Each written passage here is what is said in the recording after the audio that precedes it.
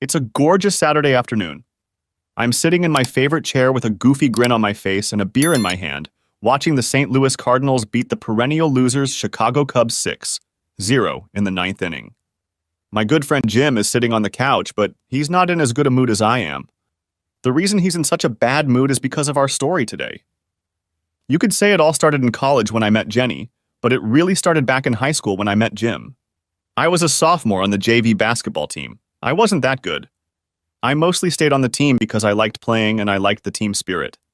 Coach said he let me stay on the team because I showed the rest of the team that it was possible to enjoy the game, but part of me always believed that no one tried harder. Jim was a rookie that the coach had taken under his wing. Jim had good promise, and since I knew how to play the game, I just lacked the skill to do it well. He asked me to work with Jim one-on-one to get him up to the level of high school players. I was the youngest kid of two kids, and Jim was the only kid, so I kind of became his big brother at school and kept the high school kids from picking on him too much. Gotta have a little fun, right? We soon became good friends off the court as well, and we were rarely seen apart. After spending some time at his home, I learned that his early life had not been easy. His dad left his mom when Jim was 3 years old. He didn't even bother to say goodbye. Jim's mom, Brenda, returned with Jim from the grocery store and discovered that all of his dad's clothes and belongings were gone, along with half of the furniture, the good half, of course. But they didn't have much anyway. When Jim was in high school, Brenda met a nice guy named Phil, and things got better for both of them. Brenda dated Phil for 18 months. They got along great, and then they got married. Jim had no problem sharing his mom with Phil. Phil just fell into their lives and even spent time with just Jim. It was Phil who encouraged Jim to try out for basketball and helped him pull up his grades so he could stay on the team. Phil was a class act. So Jim was getting his life together, and he even had a new daddy, making his family complete.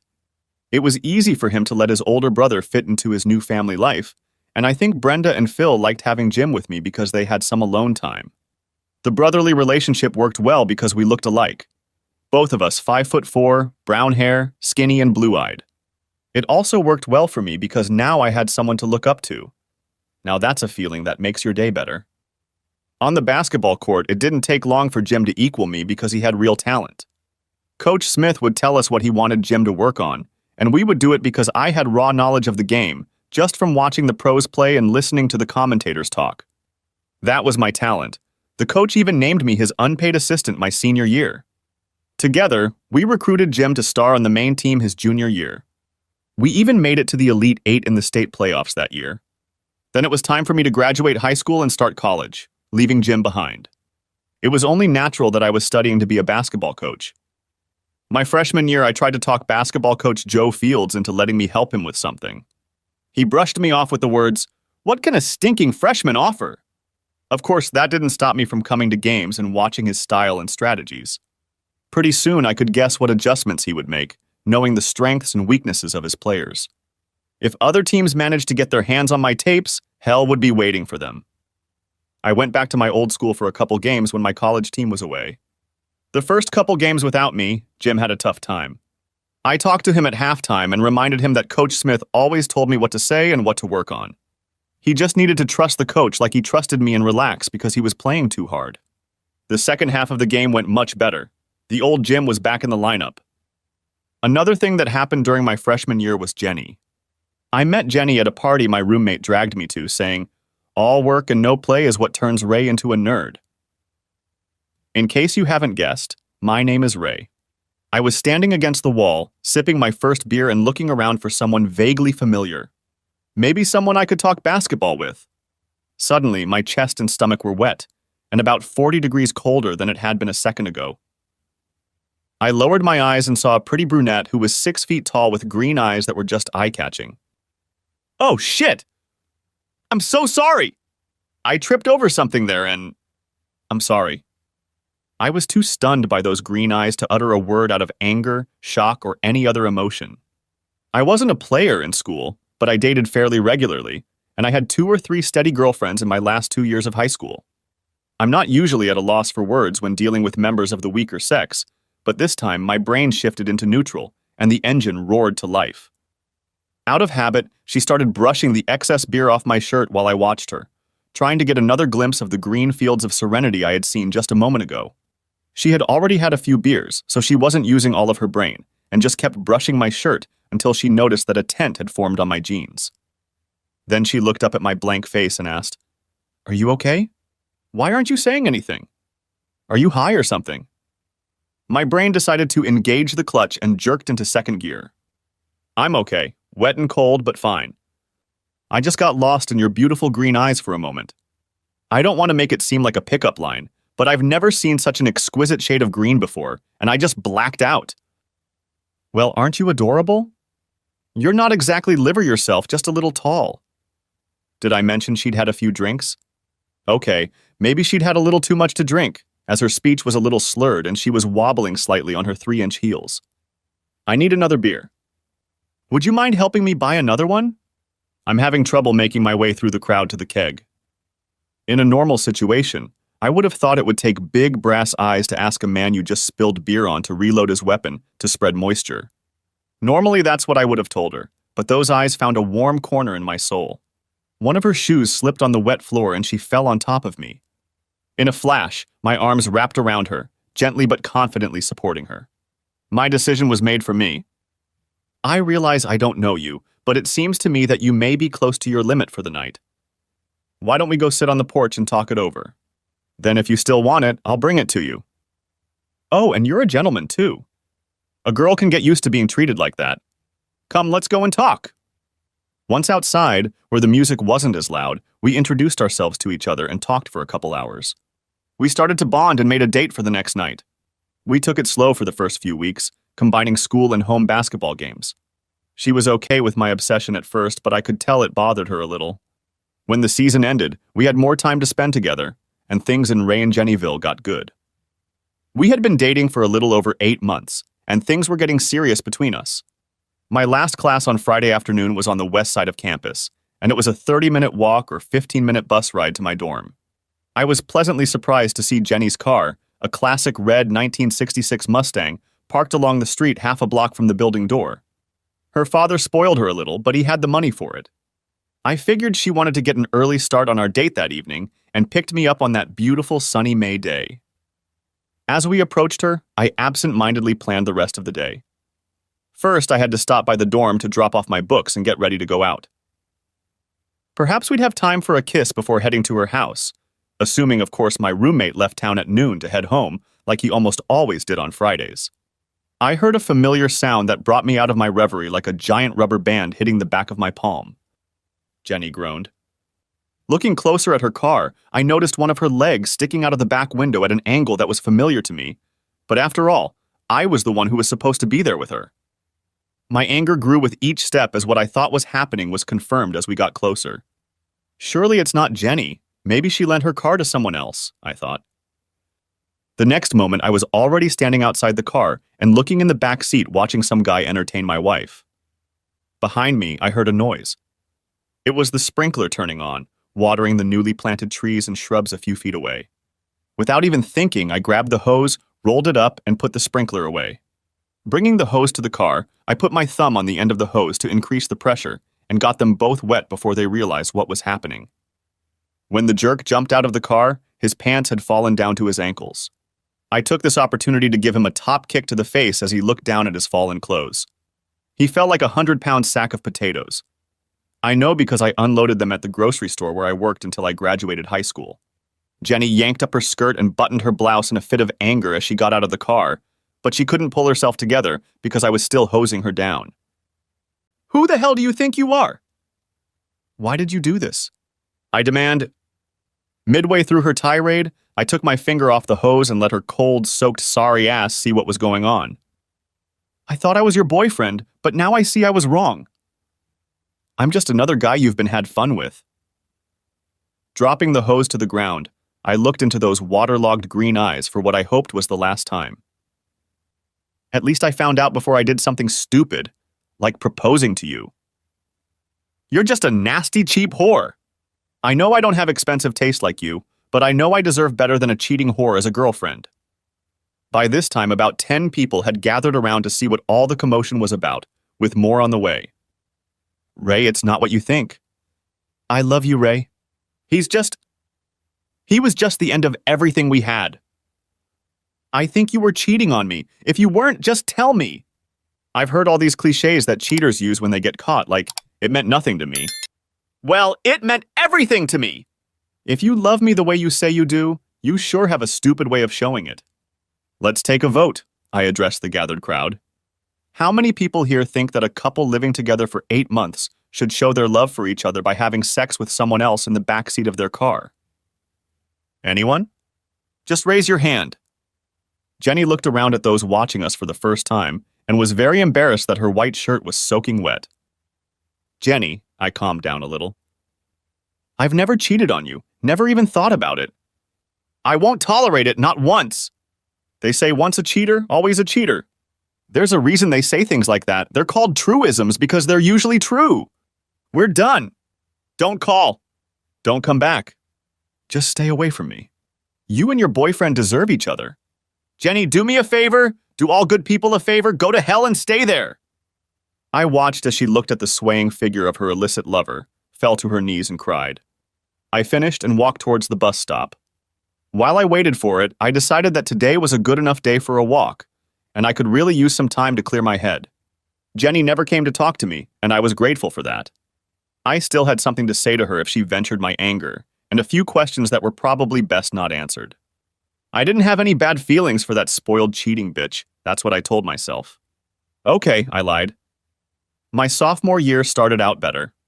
My little brother got a basketball scholarship to the only college my folks could afford, a good old state university 45 miles from home. I still went to games and had no doubts about the coach. Jim and I were discussing my observations after the game, and he thought it would be interesting to see what would happen if the team actually tried to apply some of them. It was during our 4th home game this year that I got Jim's attention just before halftime. The stupid ISU Redbirds were kicking our asses and then giving it right back to us. Coach Fields was trying different ways, but nothing was working. I told Jim to tell the coach that our edge hitter is left-handed and the other hitter is right-handed. Even though on paper they fit the forwards the way he put them, their forwards are left and right-handed too. Ask him to switch the forwards around so they play a lefty-lefty pairing instead of a lefty-lefty pairing. Needless to say, the coach was desperate and wanted to try anything that might work, so he did. The second half of that game was a great awakening for us. Nothing we did went wrong. We ended up winning by 15 points, trailing by 20 at halftime. After the game, Coach asked Jim why he hadn't told him about it sooner. Coach, it wasn't my idea. It was my buddy Ray. He loves basketball and is studying to be a coach. When can I meet him? We can always use a great mind like his on our side. That's how I got the basketball coach to take me under his wing. The rest of the time at school was relatively quiet. Jim and I looked out for each other to keep us out of trouble, but we still had a good time. We both dated, and in my senior year of high school, I met a wonderful girl, Katie, who treated many of life's important issues the same way I did, especially fidelity. But we took it slow, as we had both been through the crucible of failed relationships. Nevertheless, we got married a few months after I graduated and got a job on the varsity staff as a basketball coach. What can I say? Coach Fields liked my style and my ideas, which, I must say with all modesty, usually helped. Getting the job gave me another year to work with Jim, although we could no longer communicate as freely as we used to since we were now player and assistant coach. It seemed that Jim had a chance to enter the pro draft, so his senior year had to be the most important year for him. During the season, we spent as much time together as possible, working on improving his skills and discussing plays and strategies for the upcoming game. He was at the peak of his game that year, and our team had a good chance of making it to the big dance, which would give Jim national exposure. We were the underdog in the first round of the NCAA tournament, but Jim had a great day and we won by 12 points. True, we were eliminated in the second round, but it was our school's best finish in 15 years, so we were all very pleased with ourselves. Coach Fields said he was proud to the bone of each of us and the part we all played in our success this season. We had a lot of fun at the school's victory celebration. Jim told himself that while there was a good chance he would be taken in the draft, because that's what the experts said, he would finish his degree in case it didn't work out. He decided he didn't want to play in the European League unless he was picked up by the pros. He loved his family too much to be so far away and for so long. The good news is that Jim was selected late in the third round by a Chicago Bulls team. That was great, because we expected him to go in the fourth or fifth round, and most likely to some team on the other side of the country. The Bulls stadium was only 5 hours away. The bad news was that in the middle of his rookie year, a Pistons player had gotten a flagrant foul and hurt Jim's right knee. The Pistons player was ejected from the game. Unfortunately, Jim's career was over. Katie and I settled into life, me at State University, and her as a chemist overseeing the product testing lab at a corn and bean processing plant outside of town. We set aside extra money and saved to save even more. As a result of this frugality, just 18 months after graduation, we bought a starter home, a 3-bedroom ranch house. We planned to start a family in 5 or 6 years, but for now we just enjoyed being a couple, having our careers off to a good start, and having our new home furnished and decorated.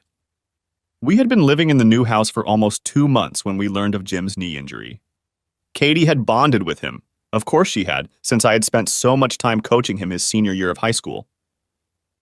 It was only natural to ask him to move in with us for a while, until he worked out a new plan for his life. Jim didn't want to hear about it, since his mom and Phil insisted he move in with them, but he wanted to stay in touch, so we visited him regularly for a while. Katie didn't mind, as it gave her more time to spend with my folks when we came home for the day. After Jim rehabilitated from 2 surgeries, he could walk with almost no limp. Some people didn't even notice it unless they knew to look for it. He took a job as an insurance agent for one of the larger, more established companies in our hometown. His career as a local sports celebrity got him through many doors, but it was his caring nature and genuine charm that got him the sales. Life was good for all 3 of us. In the off-season, we mostly went home to visit family and Jim, or Jim came to our house for the weekend and slept in our spare bedroom. Last week, Katie asked Jim about his love life, since she has a friend at work who could use a good guy to get. Jim replied that he had been seeing the same girl for about a month now, and he had a good feeling about it. I was thinking it's about time you met her, so I'll see if she wants to come with me next weekend to stay, if that's okay with you. Jim, that's great. We have 3 bedrooms so she can have her own room, or if you're both up for it, you can share one. You decide. I smiled at him, winked, and nodded. We're looking forward to meeting the girl who lured my buddy. I laughed and punched him lightly on the shoulder jokingly. She hasn't lured me in yet. Let's just say she's already got the rope out and got the lasso ready. Jim grinned, returning the metaphor to me. He didn't bother to tell us anything more about her except that she was cute and special. It was 6 days ago, and I was doing my 3-mile run on Saturday morning, expecting Jim and his mystery girlfriend to show up around noon for lunch as usual. So when I got home at 10, I figured I had time to shower and rest before they arrived. I was wrong. Damn, how wrong I was. As I rounded the corner of my block coming home, I saw a red car in my driveway, but I didn't know whose car it was. As I got closer, I was overcome with a sinking feeling, and then all the anger and pain of freshman year came flooding back at me. I couldn't believe that he had somehow gotten involved with that stupid slut Jenny. The license plate confirmed my worst fears. My first impulse was to swing open the front door and yell, "Get that cheating whore out of my house!" As I gripped the handle of the storm door, I hesitated and changed my mind. How would this affect my relationship with Jim? I asked myself. No, as much as I wanted it to, as much as she deserved it, I couldn't do that to Jim. I took a deep breath and paused for a moment to think. I would contain my feelings and later I would tactfully warn Jim. He'll be more receptive to this method, and perhaps I can spare him some heartache. If he doesn't heed my warning, however, I'm sure she won't want to come back here any more than I wanted her to. Either way, that bitch was the last time she'd set foot in my house. Taking a deep breath, I reached for the doorknob again, hesitated, and took another deep breath before opening the door to my home and my acting career. "There he is!" yelled Jim to the girls in the other room as I walked in. "Jim, you got here early. If I had known, I would have done the run earlier. Good to see you." We hugged as always with one arm. Katie and Jenny came in from the kitchen to complete the circle of introductions. I had an advantage because I knew who she was, and maybe she hadn't realized that Jim's friend Ray was her ex-boyfriend Ray. I was right. Jenny followed Katie into the family room and saw the cold look on my face. She let out a whoop and covered her mouth with her hand so no more sound would come out. For a moment it looked like she was about to pass out. "Hi, Jenny," I said coolly. "It's been a while." Oh, you two know each other? Inquired Jim. Yeah, we met at a party freshman year of college. I turned away from Jenny, changing my facial expression to a friendlier one, and asked Jim, "Do you think the Cardinals will take the division this year?" I took him away from the girls, toward the TV that was showing a preview of the baseball game this afternoon. I thought it might be a little fun to torment Jenny if I could behave myself and not insult her outright. Katie looked at me, not believing that I could be so rude. Then she looked at Jenny, saw the look on her face, and decided there was more to the story. Katie tried to bring Jenny back into the kitchen, ostensibly to get us all a round of lemonade, but really to get to the bottom of it. Jenny decided to stay close to Jim for fear of what I might tell him. After a while, I remembered I needed to take a shower and excused myself. I had already flushed the water and was nearly naked when Katie walked into our bathroom with the inevitable question, "What the hell was that?" It's a long story that I never shared with you because I didn't want to reopen old wounds. It was because of her that I wanted to take my time in developing our relationship. I'd rather not go into details right now. I'll tell you all about it later. For now, just realize that this is the last time that cheap whore will be welcomed into this house. She looked at me in shock. I realized I may have raised my voice a little, but I hoped the noise of the shower would hide it. "You can't say that! She seems like a nice person. What if she and Jim become friends and get married? Will you stop seeing Jim?" I really hope it doesn't come to that. I guess Jim will have to come without her. I closed the door to the shower, hoping to bring closure to that topic as well. I knew better, since Katie was like most other wives, I said hopefully. The rest of the day passed in suspense. Even Jim sensed that something was wrong, but Jenny kept her eyes on him. I could wait. I took my time because I didn't feel like it. It was time for bed, and as I expected, they shared a double bed in the first guest room. As I turned out the light and got into our bed, I realized that the second phase of the Spanish Inquisition would begin at any moment, so I ducked the first round. For the next hour, I recounted in detail our meeting, date, and public breakup. I tried to be objective, but that's very hard to do when dealing with an emotionally charged issue like cheating on a slutty girlfriend. I even told her that I was thinking of proposing marriage to her in the near future when I caught them together that day. Her first question shocked me, as I hadn't even considered that possibility. "Do you still have feelings for her?" Just disgust and a little anger. I told her that day that I wouldn't tolerate cheating once, and that goes for you too. I'd be a complete hypocrite to even think about cheating, especially with someone like her. Hell, after what she put me through, I could never do that to someone I love. I'm throwing myself off a cliff first. If she hurts Jim, I might have to put her in her stinking Mustang and send her off a cliff. Okay, I believe you. Just calm down or they'll hear you. What are you going to say to Jim? You've got to tell him something. He's wondering what happened between you two. At first, I just wanted to tell her to get her cheap whore out of my house, but then I calmed down because I didn't want to offend Jim. I don't think I'll go into details unless he demands it, but I will tell him to be careful since she has cheated on him before, and may do it again. I wonder what she's telling him because I'm sure he's been asking her questions too. Maybe she'll confess to him and you won't have to tell. I think you should consider putting up with her, for Jim's sake. I'm not saying you should be friendly to her, just don't be cold or insulting. Do you think you can do that for Jim's sake? I hope it doesn't work out between them, but I'll think about it because he's like a brother to me. Hell, he's closer to me than my real brother. Hell, I hope they break up soon. The rest of the weekend had been almost as stressful as Saturday, but now that I had an ally in the form of Katie, things were a little better. Maybe it was better because I'd let my feelings out in front of Katie last night, but don't think I'd even considered that possibility. I have a reputation to think about. They left shortly after lunch on Sunday. I'm sure Jim was feeling anxious too. I overlooked the fact that he didn't stay for the game that afternoon. That was just an example of what could happen if it came between us. When they left, Katie and I had a long talk, and she agreed that I should tell Jim, and we worked out a plan of what and how to tell him. She changed my mind a little about how I was going to do it, but decided that I was being honest to all concerned. She even made a couple of valid points about the various options. I decided to call Jim on Monday after dinner, but my workday was interrupted when Jenny walked into my office as I was going over the new crop recruitment reports. My door was open, so she walked in and when I didn't notice, spoke. "Ray, I was wondering..." I spun in place as if she had startled me, which she had. It was my turn for a shocked expression on my face when I saw her, but I recovered quicker and without any extraneous noise. I sighed loudly. I guess I should have expected this, but I figured it would be a phone call. Sit down, Jenny. She started to close the door before she sat down, and I said, No, leave the door open.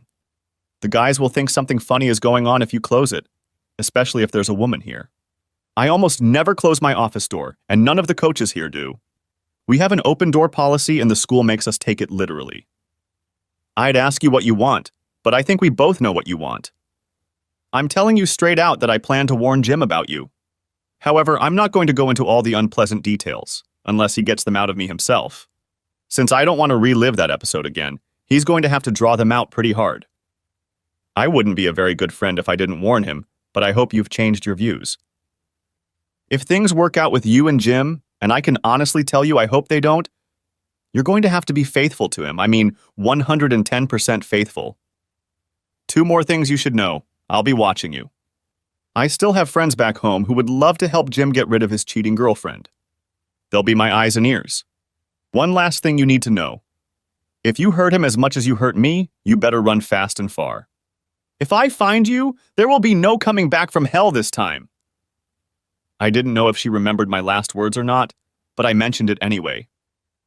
Ray, I was going to say something before we started, but you've said it all so well. And that's fair, I think, considering what happened between us. But I still want to tell you this. I'm sorry. He was my old boyfriend from high school, and I skipped my last class and had a few beers with him. One thing led to another, and... Stop! You don't owe me any explanations, and I really don't want to hear any excuses. It happened over 6 years ago. I told Katie what happened, and she asked me if I had any feelings for you. I honestly answered that only anger and disgust. Right now, mostly disgust. Jenny's face reflected surprise at such a revelation. I guess she wanted to use any positive feelings I might have had to buy my silence. Or maybe I was just flattering myself. I also told her that I will tolerate you, but only as long as Jim is around.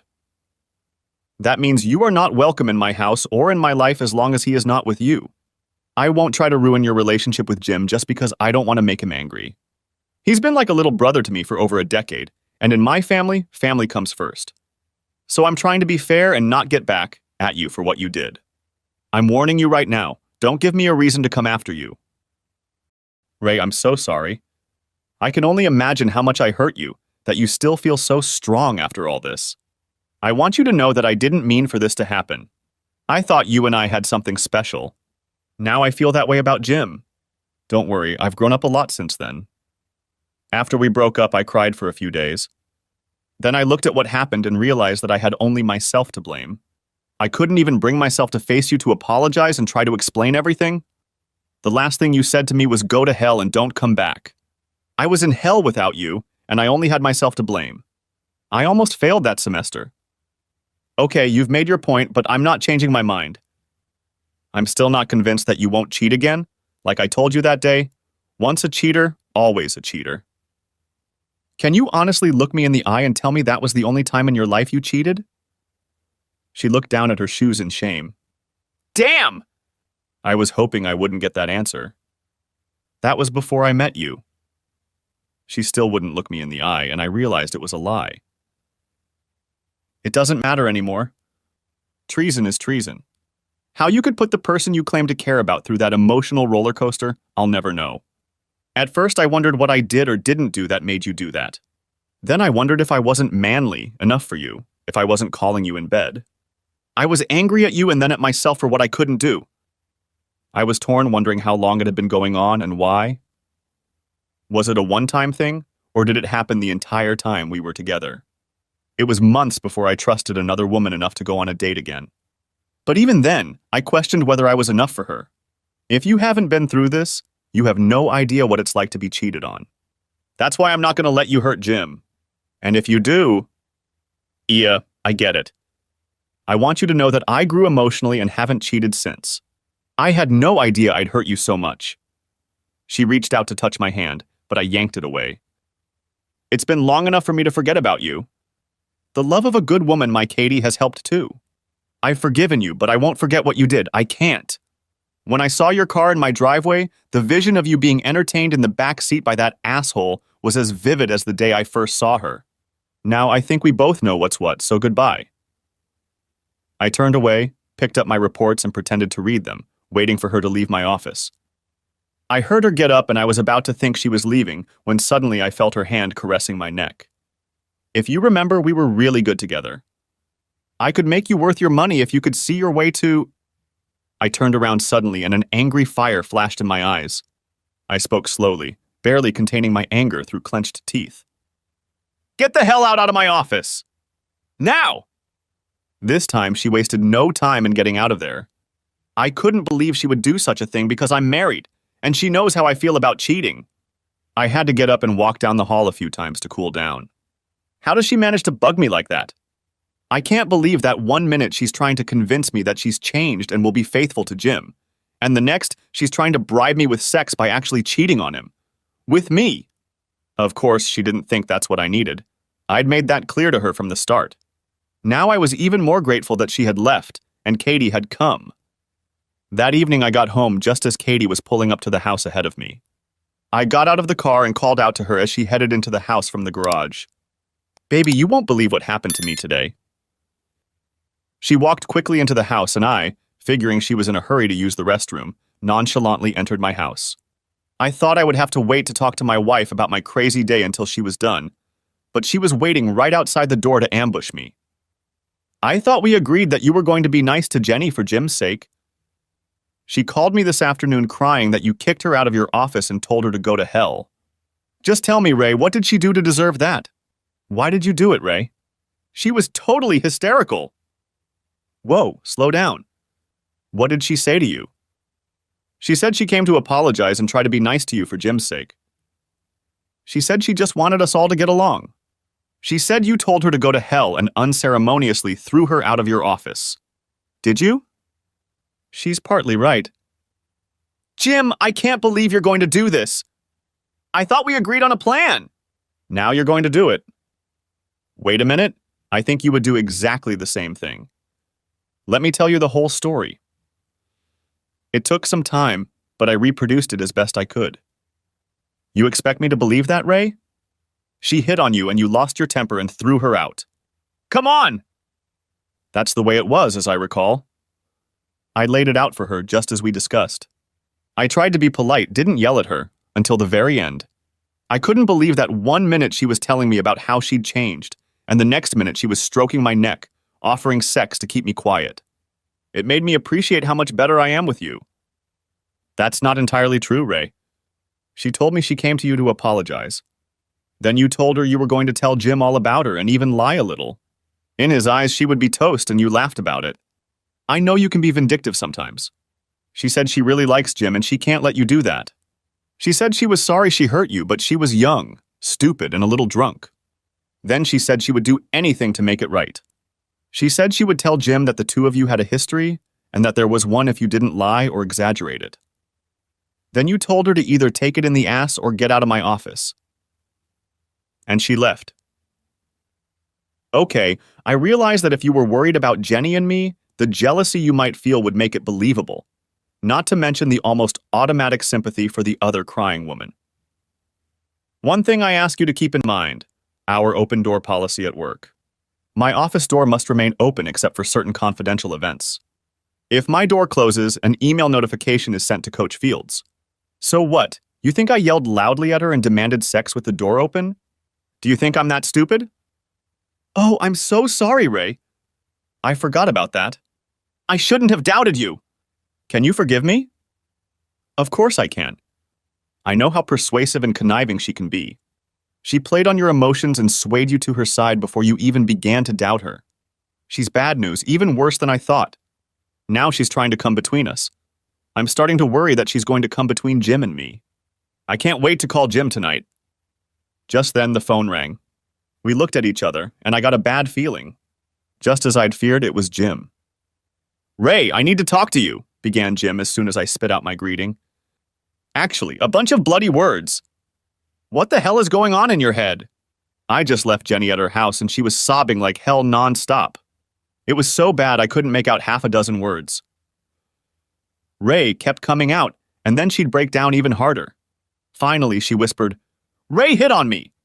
After that, she went crazy and locked herself in her room. I think she ended up crying and I went outside to find out what you did to her. Ray, if you molested her, I'll tear you into so many pieces they won't even find your fingerprints. What the hell did you do? Jim, I said as calmly as I could. Take a breath, brother. We can discuss this, and I'll be happy to tell you everything that happened from the beginning, or if you like in brief, what happened today. Let's start with what happened today. I heard Jim take a couple breaths and start to calm down. Hey, if I were you, I'd be upset too. As crazy as it sounds, here's what happened today. As you may have noticed, when you brought her in on Saturday, Jenny and I knew each other. Without going into too much detail, Jenny and I dated for about 8 months during my freshman year of college. When she saw me and realized we were buddies, she was worried that I might tell you about her. As you noticed, she didn't leave your side all weekend, but I didn't say a word. Shortly after lunch today, she came into my office. Before she could ask me not to tell you anything and what I was about to tell you, I explained to her that you were family to me and I had to warn you about her. I told her that I hoped she had changed, but I was afraid that she hadn't, or that she might revert to her old habits in the future. I had planned to tell you without detail that after we dated for 8 months, she cheated on me. I told her I'd get on with her, for your sake, but if you weren't around, she shouldn't be either. We discussed the incidents and she tried to explain it to me, but I told her it was 6 years ago and it was long over. She tried to apologize to me for that incident and told me it was a one-time thing. I told her that I had forgiven her a long time ago, but that I could never forget or trust her again. I then told her that now we both knew where we stood and it was time for her to leave. When I got home, Katie was already worked up and yelling at me because Jenny had called her crying and said I had yelled and molested her in my office. Think about that for a minute. In my office, which has a strictly enforced open door policy. You've been there and you know what I mean. If I molested her there, I'd be out on my ass by now. I was just calming Katie down when you called. I was planning on calling you tonight to talk about it, but not like this. Jim, I'm sorry. I didn't want to tell you about all this, but I couldn't not say something. The family sticks together. We look out for each other. She may have changed like she told me, but I can't know if she's really changed. I don't know what's going on in her head. All I know is that I can't forgive myself if she puts you through what she did to me, and I didn't warn you about it. I'm really sorry you got caught in the middle of all that shit. There was silence on the other end of the phone, but I could hear him breathing. He was absorbing everything I told him, and he didn't like it. He had to accept what I said, not what the love of his life told him. He had a big crush on her. Otherwise, he would have used the logical side of his brain and realized that I was telling the truth, or at least that I had enough brains to not propose to someone in his office. I was hoping that he would realize that I was probably right, or at least give me credit, and we would talk some more when he calmed down. However, I expected him to believe me enough to blow up at me for a while, because he'd be angry that anyone had lied to him. And then we would talk. The third possibility that was swirling around in my head was that he would believe her, and she would succeed in ruining our friendship. Ray, you lying son of a bitch! You're only lying about her to get even for her dumping you. It's time for you to grow up, man. Like you said, it was 6 years ago. I treated you like a brother, and you do this to me. I finally found happiness with her, but your jealousy and thirst for revenge are trying to ruin it for me. I can't believe you're putting your shit before my happiness. Goodbye, Ray. Go to hell and stay there! I regretfully put the disconnected phone back in the cradle, thinking, option number 3 really sucks. I may have just lost my best friend. How did it go, sweetie? Katie inquired. About as bad as it could be, I replied sadly. I noticed you didn't tell him she proposed to you. Yeah, in his condition, there's no way he would have believed me. If I hadn't been there, he wouldn't have believed me either. Besides, I thought it would be too much to tell him at once. I guess you're right. She hugged me. I just hope he thinks about it and comes to his senses when some time has passed. I'm sure he'll come to his senses sooner or later. You two have been close for so long, he'll miss you and come back soon. You'll see. I hope you're right. The next day, I made good on my threat to ask her to keep an eye on me. I dug up an old picture of Jenny that I'd buried in a box of old university junk. I don't know why I'd kept it. but now I was glad I'd done it. I scanned it and emailed it to a few buddies who I knew were single and frequented the bars back home. I called them, explained what was going on, and asked them to keep an eye on her. I also told them that Jim and I had a fight about it. One guy asked me if this was my way of getting even with her for coming between us. I told him I didn't care about her. Don't do it for me, do it for Jim. If you were in Jim's shoes, wouldn't you want your friends to look out for her for you? I told them all not to talk to Jim about it because he's really mad at me, and he might get mad at them too. I didn't want him to be mad at anyone who cared for him. Right now, he was blinded by love and not listening to reason. We have all been in that situation at least once. I told them not to follow her or stalk her or anything like that. I just wanted them to keep an eye on where they were spending their time, and if they saw her doing something she shouldn't, to report it, preferably to Jim. If they were too cowardly to do that, have them send the pictures to my phone, and I'd take it from there. One of the old gang, Steve, surprised me by asking if he wanted to give her a fidelity test. Being a Casanova, he figured he'd already hit on her a few times, and if she could resist him, all would be well. I told him to back off. If Jim suspected we were trying to set her up, he'd be furious with all of us. I told him loud and clear, no, don't try to hit on her. Did I get that right? They all agreed to help, some more reluctantly than others, but I had nearly a dozen spies in my network. I could only hope it had all been for nothing. 2 months passed, and I missed Jim very much. I sent him several letters trying to apologize and see if we could break up. I told him that I felt like I was in hell without him. He simply replied, stay there. Rich, one of my spies, sent me a picture of Jenny dancing in a bar with another guy. He was medium height with sandy hair.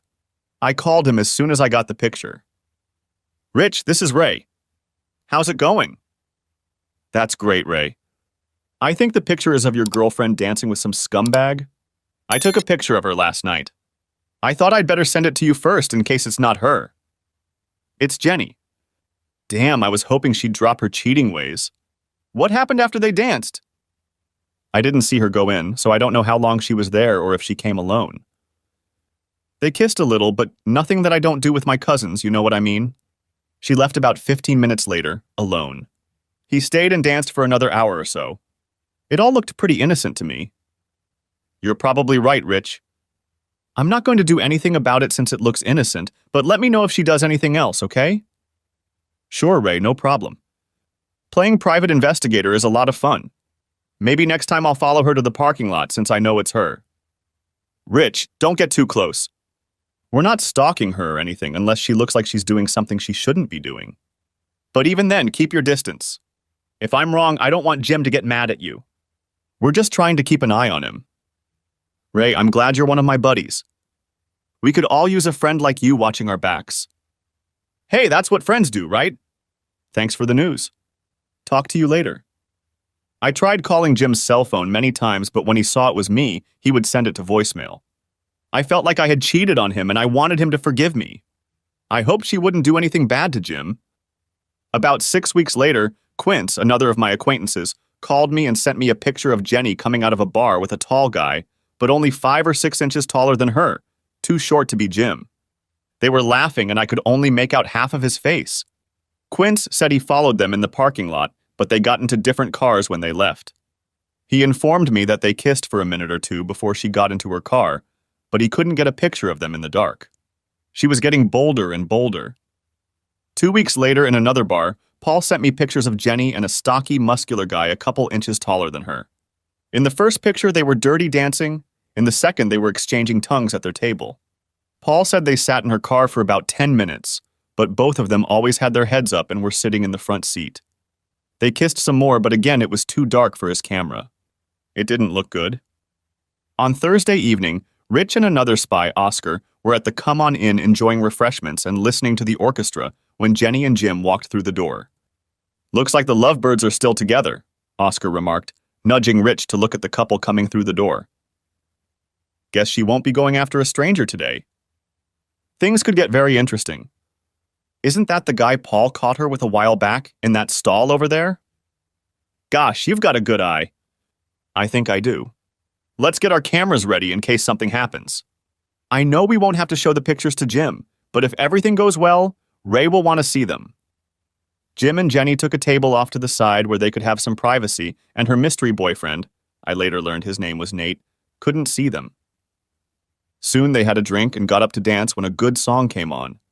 It took Nate 2 dances to notice her on the floor with Jim, and you could tell he didn't like it one bit. He had a nasty look on his face as he got up and quickly walked over to Jenny. He touched Jim's shoulder slowly and gingerly, catching him off guard with a determined, "You don't mind if I step in?" "I didn't think so." With those words, he squeezed between them and led the startled Jenny away from Jim and into the crowd of dancers. After the initial shock passed, Jim twisted his neck and used his height to spot them, just as Nate was leading Jenny down the hallway to the bathrooms. Like a shot, he followed them, and just getting to the short hallway where the bathrooms were, he saw the back door close. Jim jumped outside like a ball of fire, only to discover that they didn't go outside, and it was a fire door, and once outside, you can't go back in. By the time Jim reached the entrance and convinced the bouncer that he had mistakenly gone out the back door, almost 5 minutes had passed. Looking around the dance floor, Jim found that they were nowhere to be found. Since they were last seen heading toward the restrooms, Jim figured he might have dragged her into one of them after opening the back door to get him outside. Jim squeezed through the crowded dance floor and finally found himself back in the auditorium. He was in such a hurry that he didn't notice the back door close again. He heard someone screaming in the men's room, and as he swung the door open, he found Nate on the floor, holding his crotch with his right hand and his bloody face with his left. Jenny was standing against the far wall with both hands pressed to her face, looking terrified. Jim's angry face smoothed out as he walked over to Jenny and put his arms around her. It seemed to him that Nate had tried to hurt or rape Jenny, and she had knocked the jewelry away from him and punched him in the face. "It's all right, Jenny," Jim said soothingly. "He won't hurt you now, especially with me here. I didn't know you knew how to defend yourself. You really beat him up pretty badly." "But he deserved it!" "Let's go outside and I'll have them call the police." "No!" Jenny shouted, then realized she was protesting too much. Calming down, she added, "I mean, you're right, it's fine now. Why ruin our evening? He'll lick his wounds and I'm sure he won't try it again. Just leave him alone, Jim." Nate's moans and wriggles were subsiding. Jenny was afraid his ability to coherently articulate his thoughts would return any second, so she took a deep breath to calm herself and said to Jim, "I think I'm ready to go home. I've had enough excitement for one night." "Are you sure you don't want me to call the police? What if he tries to do it again, to you or even someone else? You don't want that on your conscience, do you?" "I'm sure he won't try that again," she said, looking at his curled-up body in the fetal position, swaying slightly near the urinals. "At least not with me," she added to herself. The next day, Oscar and Rich called me, the 3 of them, and recounted the events of the evening. "So she left with Jim, letting Jim believe that she put Nate down?" I asked incredulously. "Yeah. I had to leave quickly out the back door to administer first aid to my arm. I thought I was going to have to get stitches, but a couple butterfly strips cured me.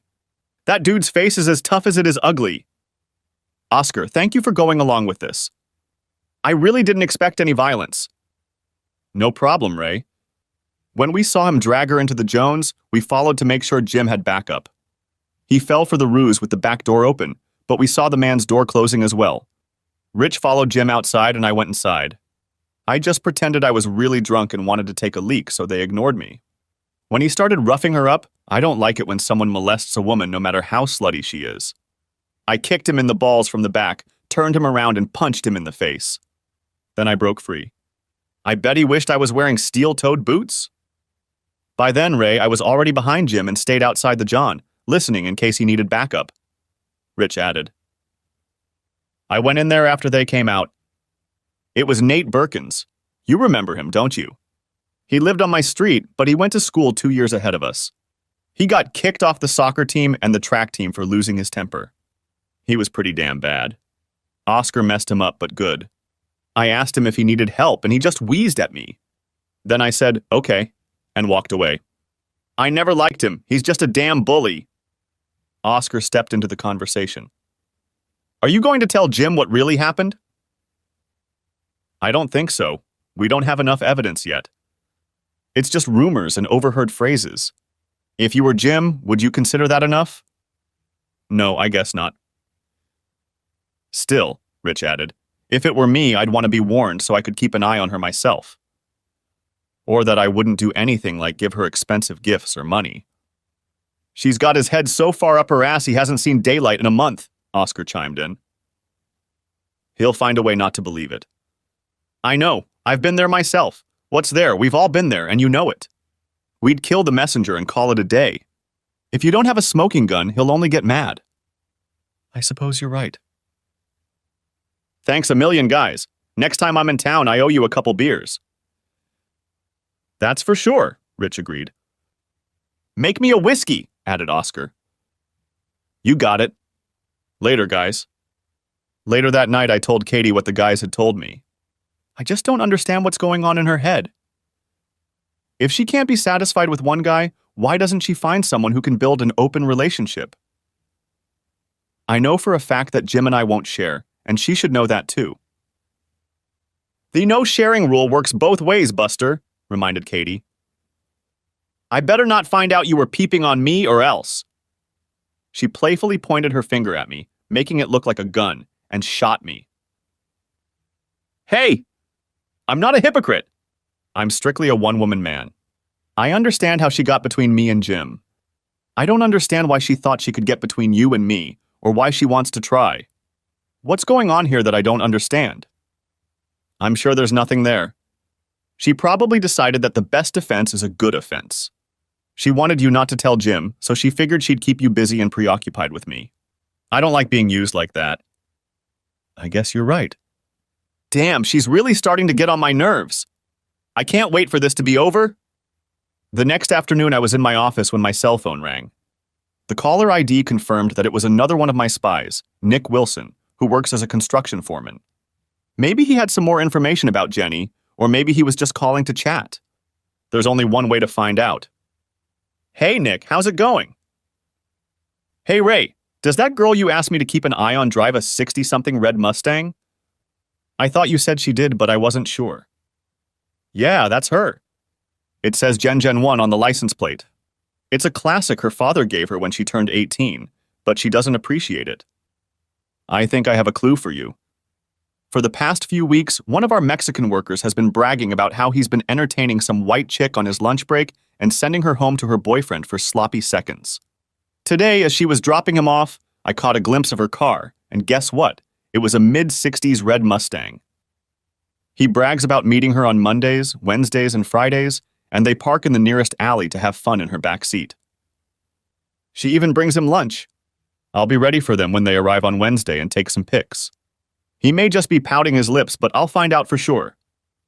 Just be careful, Nick. If it's not Jenny, you could get yourself in trouble. We don't want to cause trouble for you or anyone else. We just need to confirm that she's cheating and let Jim know. He'll decide what to do. I can take care of myself. Most of the Mexicans here are afraid of us in the department, and the rest of them treat us with a lot of respect. I guess they don't want to piss us off and have immigration come to check up on us, he grinned. I'll be fine. It was almost 3 o'clock on a Wednesday afternoon when I got a call from Nick asking if I had checked my email recently. I opened it and found 9 pictures of Jenny and a Mexican guy doing it in the backseat of her car. He also attached a video file and told me that he had gotten in, shot the video, and got out unnoticed. He even managed to get the Wendy's package off the front console. All I could say was a sad disbelief. Shit! On Friday at 11:30, I had an appointment with Jim at his office, under an assumed name, since I knew he didn't want to meet me. After the receptionist told me to go to the 3rd door on the right, I stood up like a hamstring to make it to the door before he could get down the hall and stop me. I needn't have worried. He was sitting at his desk finishing some notes when I came in and closed the door. He looked at me and started to get angry, but I stopped him. Before you kick me out, for the sake of all the wonderful times we've had together, do me a small favor and watch this. I put a small DVD player on his desk that already had a video recorded on it of a cameraman calmly walking up to the back of a red Mustang, showing Gen 1 on the license plates for a second, and then approaching the car from the side. As the camera got closer to the car, you could hear the groans and creaking of the springs as the car bounced. I can't describe the feeling of déjà vu I got the first time I watched it, and it goes without saying that I didn't want to listen to it again like Jim did. Jim's face turned white and maybe a little green around the edges. I was ready to give him the trash can. He had the same reaction I had when I watched this. Good thing he hadn't had lunch yet. I turned off the player. He'd seen enough. When he was done, I gave him a paper towel I'd gotten from the bathroom to wipe his face. Jim, I'm really sorry to have to show you this. If you're still mad at me, I'll understand and leave without any problems. I had to show you this because you need to know about it. I didn't film it. A friend of ours did. He and the two of us are the only ones who know about it. This is the only copy because he taped it, and I deleted it from my computer after I made this copy.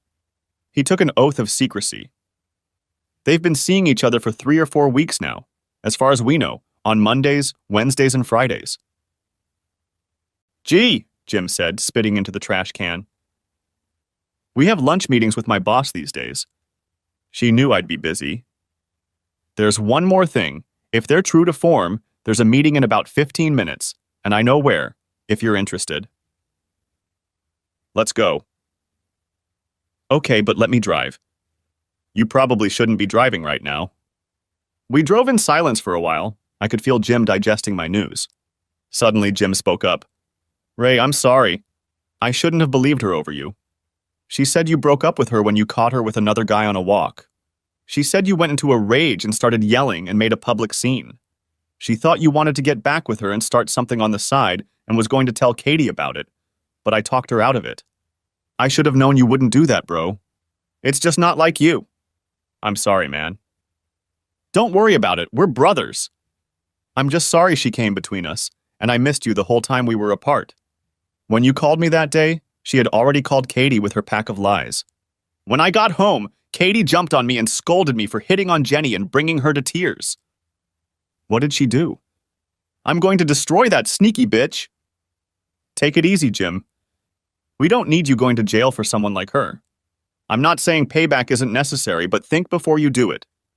The best revenge won't be worth a shit if she can visit your sorry ass in jail and laugh at you all the time. Yes, you're right. I'll try to stay calm.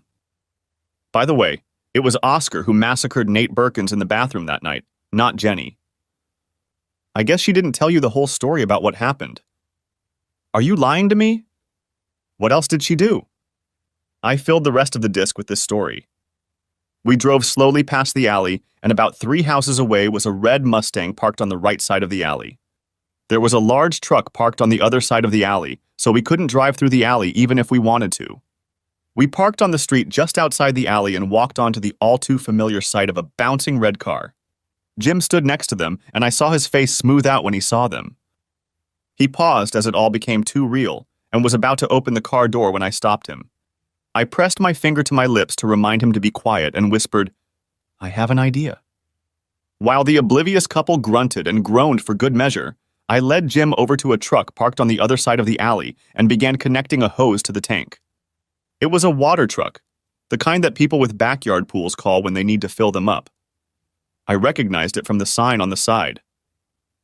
Jim picked up on my plan and connected another 6-inch diameter section of hose to the one I had just attached to the truck. He carefully placed his end on the front seat through the open window and waved me over. I opened the valve to full capacity. Within seconds, the insides of the truck filled with water, and it rushed through the open windows. We stood back and watched the fun. Jim and I laughed as several people raised their heads, spitting and coughing.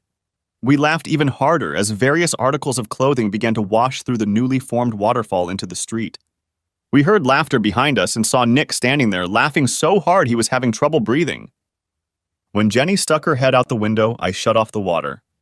She reached for the handle of the outside door and opened it. When the big wave hit the alley, she climbed out, not realizing she was topless, and ran angrily toward the 3 of us. You sons of bitches! Ray, I should have known you were behind this! If you wanted to get in my pants, you didn't have to... I cut her short. I never want to go near you and your dirty, cheating pants again. I thought I made that clear years ago and again in my office last month.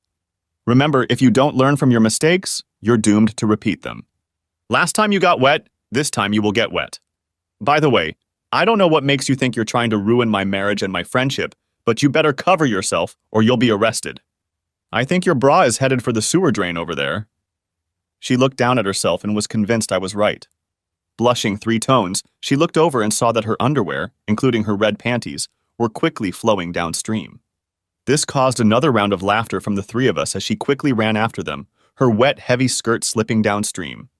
She nearly fell over when the skirt came down to her knees, and in her pursuit of the garment, she picked it back up. Manny had managed to gather enough clothes to look properly dressed, but he was still soaked to the skin. He headed toward us, shouting angrily in Spanish, probably scolding us. Then he saw Nick and suddenly wondered how he was going to beat us up. Nick spoke up. "Manny, I'll give you a ride to work. I'm parked at the end of the alley. Get in the back of the truck. You're too wet to sit in the cab. Sorry about your lunch." "Well, actually, no. You were entertaining my buddy's girlfriend." Manny headed toward the truck, muttering to himself. Jim asks, "Nick, what made you show up?" "I'm sorry to tell you that I'm the cameraman of that video you saw. Ray told me he was coming today, and I guessed you two would be here, so I came to help. You guys already have it under control, so I'm gonna go." "What made you flood the car?" "That's ridiculous. I thought I was going to burst out laughing. The look on her face was priceless. The best part is I got it all on video." He held out his camera phone. "It was Ray's idea. I was just about to pull him out and beat the crap out of him when Ray stopped me and, well, you saw the rest. It would have been even funnier if—" "Yeah, I feel your pain, man. Been there, done that, and got that t-shirt. If you need anything, be sure to give me a call." Nick put one arm around him and walked down the alley. He turned around. "Don't be a stranger, Jim." "Thanks. Now I know who my real friends are, including you, Ray," he said, turning to me. We hugged again, adding a friendly pat on the back. When we were done, we noticed Jenny walking back down the alley toward us. Nick, who was walking towards her, stopped, picked up a piece of pink fabric, and threw it at the nearest tree. Snagging on a branch, he turned around and revealed that it was Jenny's shirt. We giggled as we saw the enraged look on her face. Nick laughed loudly as he walked away. Jenny was as mad as a wet hen, and even wetter than her. She was dripping and splashing with every step, her lacy underwear tangled in her hand. If it's possible, I think she was even more furious now than when she first approached us. Just then I heard the driver of the water truck asking loudly and angrily what had happened to his water. I went to deal with it, and Jim and Jenny started bickering. I explained to the driver what was going on and offered to pay him for the entire load. He refused my offer, saying, "I just wish I could see that cheating whore get her reward." I walked back to the car as Jenny was already starting it up and getting ready to drive away. Jim gave her one last admonition. "Jenny, I never want to see your cheating whore ass again. If you need anything from my apartment, you can send your friend for it. One last thing, Jenny, you can take your lying, cheating, cheap, backstabbing ass and go to hell." I joined Jim, adding in unison, "And stay there." After note. Somehow a DVD of her sex scene with Manny in the back seat started popping up around town. It had been sent out anonymously, but I wasn't lying to Jim when I told him I deleted it from my hard drive. It turns out that my dear wife knew how to recover a lost file from a computer hard drive. Okay, maybe I showed her how to do it. And had recorded several copies, about 30 at last count. She sent them out to Jenny's friends and her wealthy elitist family. Seeing their precious daughter get into a fight with a lowly Mexican laborer was not very pleasant. Attached to the letter was a label. "In case you're wondering why Jenny will never marry a classy guy like Jim." Jenny left town less than 2 weeks later. Thanks for watching. I hope you enjoyed it. So subscribe to my channel and watch the next video.